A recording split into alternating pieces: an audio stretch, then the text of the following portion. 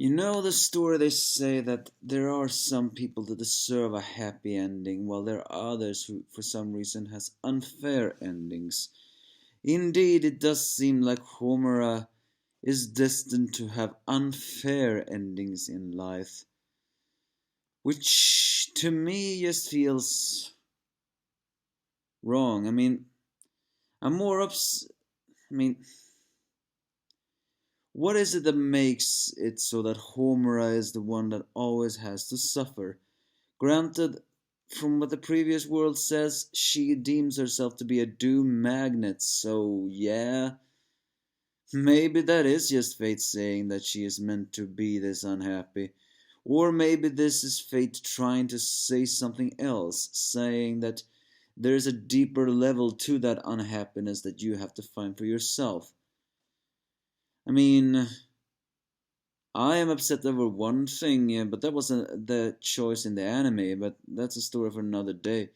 So, well, either way, yes, it's me, the Angry Anime Fan, and this is a late review of Eden 0232.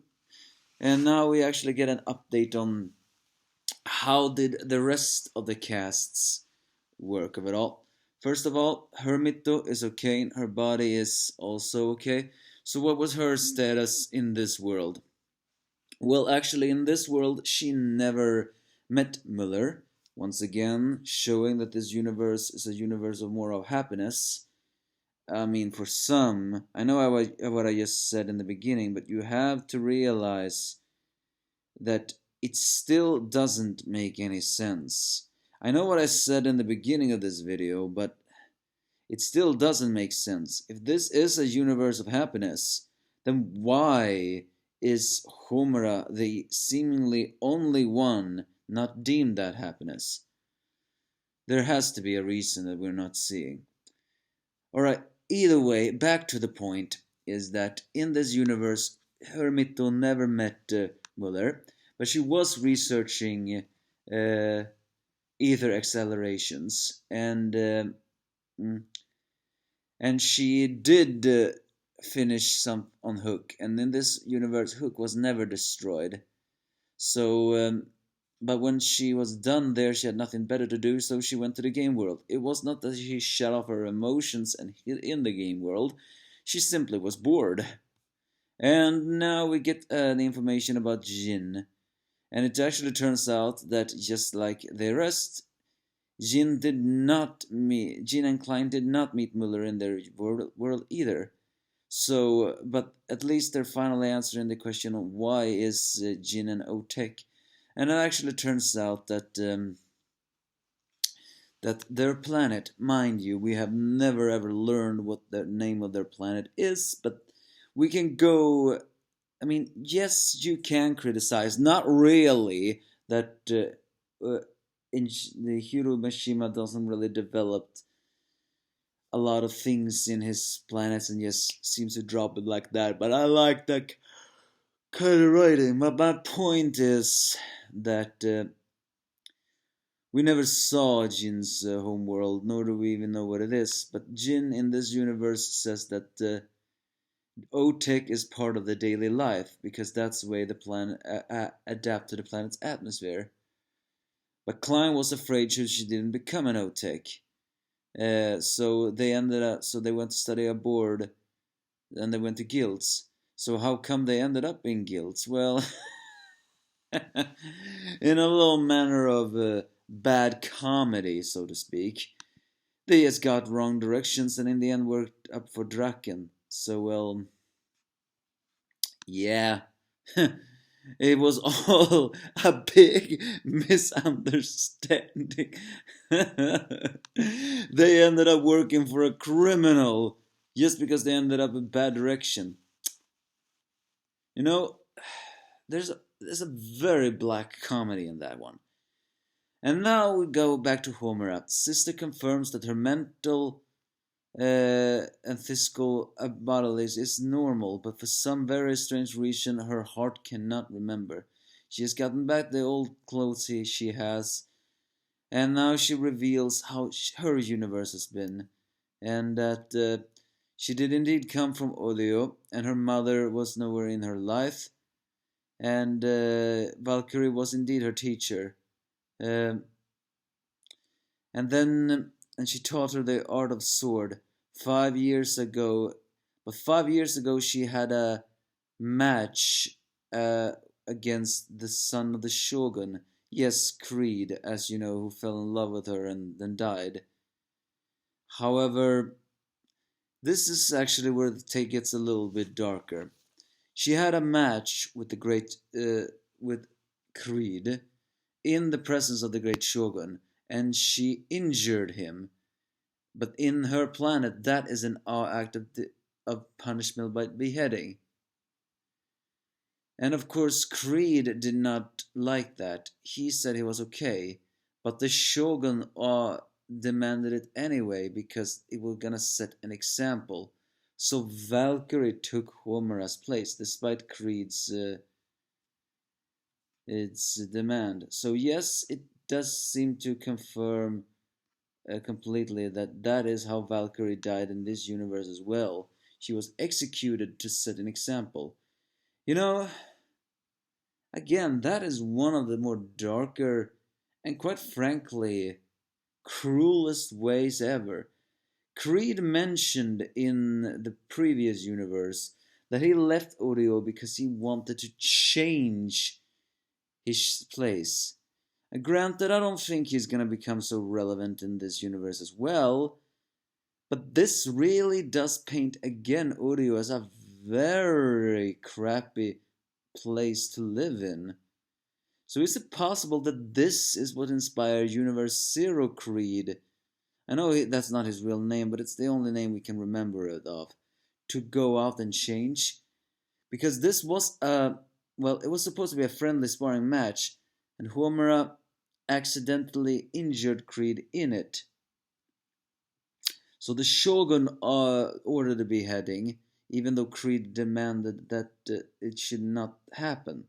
So it's very likely that Universe Creed Zero left Odio because he was I mean, again, it's not confirmed if he has, but if he did, this could very well be a reason for his justice, showing that the unfair beheading of Valkyrie just because Homura injured him in what's supposed to be a friendly sparring match as an act of disrespect.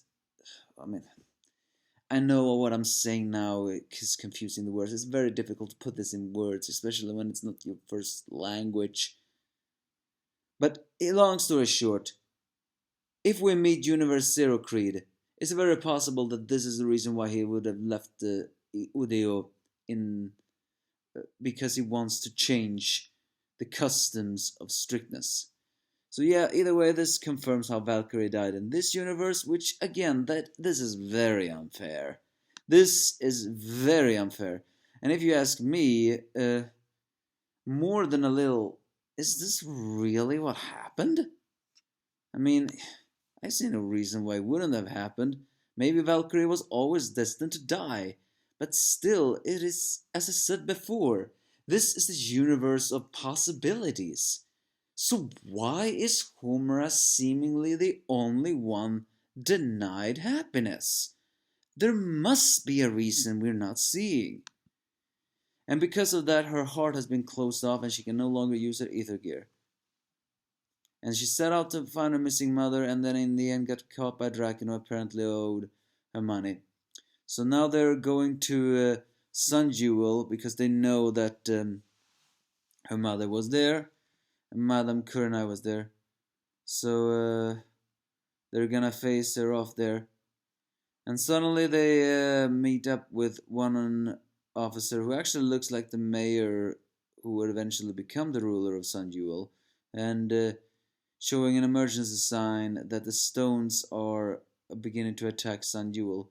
Apparently confirming that in this universe Zero, Sun Jewel doesn't have a mining area where all the stones are. Actually, it's an area where the stones can attack everything. And Shiki is still afraid of the insects after everything. Apparently, from searching from Pino's place, she confirms that the labor district in this world is known as a blockade zone. So now they can come to the upper world. Uh, and and in this universe, they confirms that the Punishers are the true guardians of this universe. We see the three guys of the 1 million power guy. We see Nino, and even the sadistic whip guy and lion guy, uh, who well also appears to be a good guy. But the biggest surprise, well, not really, but I guess in the end we can say true enough, is that Madame Kurina is shown, and we are the shield that defends this planet, as Homura can only sweat in amazement and shock over the fact that the mother who left her and had a debt with Draken is now a defender of a planet. So yeah, again, this universe is strange. I know I said that this about 3 or 4 times now, but once again, this really begs Homura's life into a very tragic situation. Are you telling me that in this universe, Madame Kurenai is more heroic? I mean, granted, Draken was, well, quote unquote, more heroic as well. I mean, at least he was Karma Houdini'd. So again, this universe has potential to show good in other people. So I guess it wouldn't be so strange if it turns out that Madame Kurnai and the Punishers are not so villainous here. Of course, that still doesn't answer the question on why she would owe Drakenjot money, but maybe she used that money in order to become a better person. But why didn't she return to Homura? That's another question. So again, why did Valkyrie have to die in this universe? It just doesn't make sense to me. Why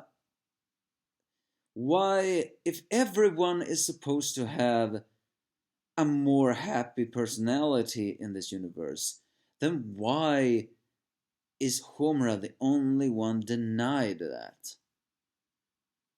This is the 6th time I've said that, but I just cannot stop questioning about that. Well, either way, it's useless to think about it. But at least this does imply that maybe Creed will become more involved in this story. Because again, this unfair beheading of Valkyrie, I think, and the fact that Creed showed to be very morally right, I think that would actually give an adult Creed in Universe Zero a very good reason to leave Odio and change it, because the customs there is just too unfair. Next chapter is called Sword Flash, which is actually a pretty strange name. Sword Flash seems to actually be connected to, the sword of the ether gear that Homura has. So is that implying that that will trigger her memory? I guess we'll have to wait and see. Because because again, why is Homura also the only one who cannot remember the past? The, I guess the trauma from her heart is causing her not to remember. She has to have another trigger to remember. And very quickly, I actually had another theory. Before it was confirmed that Valkyria was beheading and all that stuff, I actually believed that in this universe, who it would have been the same. Valkyrie leaving Homura to find her real mother. But I actually believed in this universe it would have been the opposite. That Valkyrie killed Madame Kurenai, and then she became the ruler of San Jewel, but didn't return to Homura because she was ashamed to have killed her own mother. I believed that was gonna happen. The fact that it didn't happen is a very, very big shame. So yeah, how Homura will remember, I have no idea. But I think it does connect to her guilt. The fact that she has always blamed herself for death in the previous universes. Maybe that is why Homura is seemingly the only one in Universe Zero getting unfair treatment. Give me your thoughts, Viviani.